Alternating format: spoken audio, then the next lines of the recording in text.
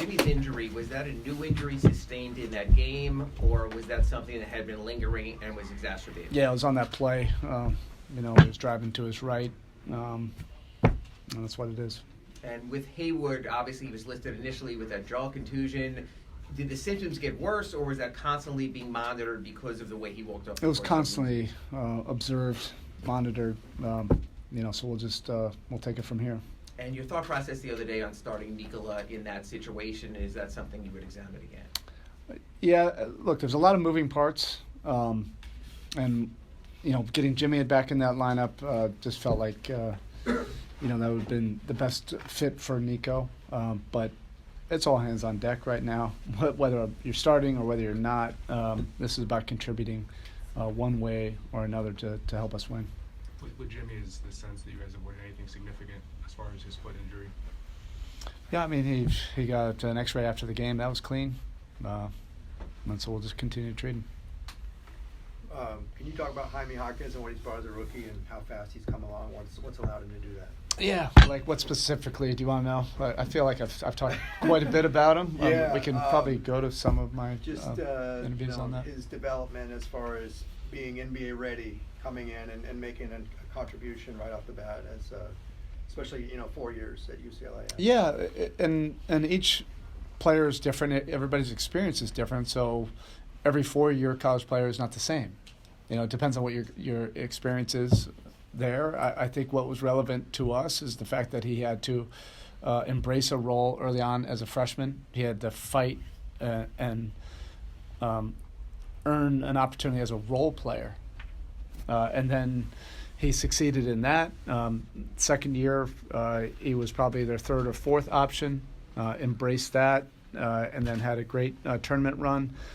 And then each year he was earning more opportunities, and by the time he was a senior, he was the face of the franchise. And you just rarely see that anymore. I mentioned it the other night. Usually, if things are not perceived going your way, and the unfortunate thing right now for young kids is, they have so many people in their ears, and it's a microwave society. So if you're not a sensation right out of the gate as a number one option, you're basically transferring, going in the portal, or you are declaring.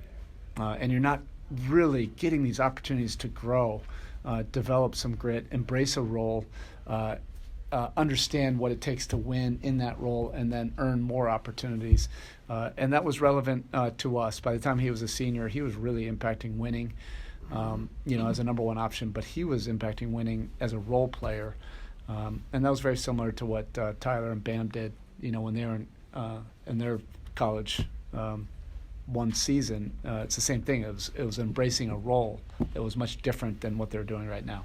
Did you foresee him making this impact? I didn't. It would be tough to say. Like anybody that is Nostradamus, like nobody is. What we want to do is we just want to be open to the possibilities and not put preconceived limits on somebody. He definitely had to earn, what he's getting right now. But the bottom line is he's helping impact winning. If he wasn't doing that, then he wouldn't be getting these opportunities. Bill, I understand this isn't the first rodeo for the group, but what do you think's gone into the team's resiliency to be able to withstand the different injuries and still be in the mix in a pretty competitive conference? Yeah, we our injuries have been, in my mind, minor ones where guys haven't been out for extended periods of time. We have a lot of quality depth on our team, and I just think it's one of the, a couple different skill sets. If you can get this as a team in this league to embrace the adversity and have the opportunities for the growth from adversity. Nobody wants to face adversity anymore, and so you miss out on all these opportunities for growth. Sometimes you have to go through pain. Sometimes you have to go through tough losses. We had a tough one the other night, and hopefully, that helps us moving forward. That's not a guarantee either. And the second thing is, while you're trying to figure this all out, I think the most important skill you can develop as a team is just learn how to win. And then you figure out everything else later, the continuity, the rhythm, the roles, all that stuff. You can still win while you're getting that all in order. Erik, you haven't played Kawhi since February 5th, 2020, almost 4 years.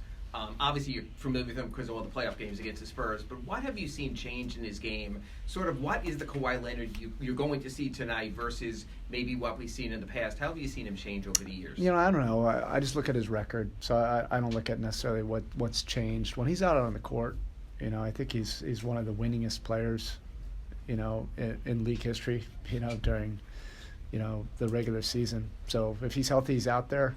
He puts his team in a position to win, and we have to embrace that challenge. And this is for competitors only. Our guys love to compete. We respect, what they've done.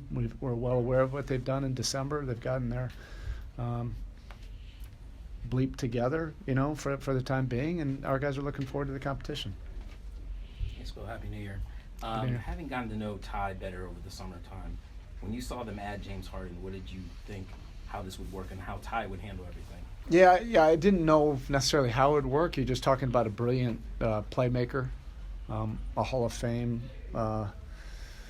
MVP player that adds a whole lot, and he was looking for a fresh start. And Ty is great, at so many things in this profession. One of them is managing, guys and getting them to buy into roles, but also he has a creative mind, to be able to try to figure things out. And I'm sure he was just loving, the idea of the challenge of it.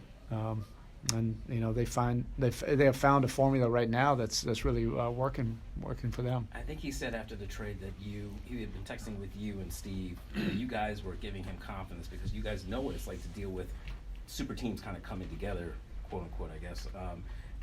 Was there any advice you gave him from your own experience? No, I was not giving advice. He doesn't need my advice. He knows what he's doing. It was more about, like, you get one of those trades and one of these kind of teams, there's just a whole heck of a lot of noise.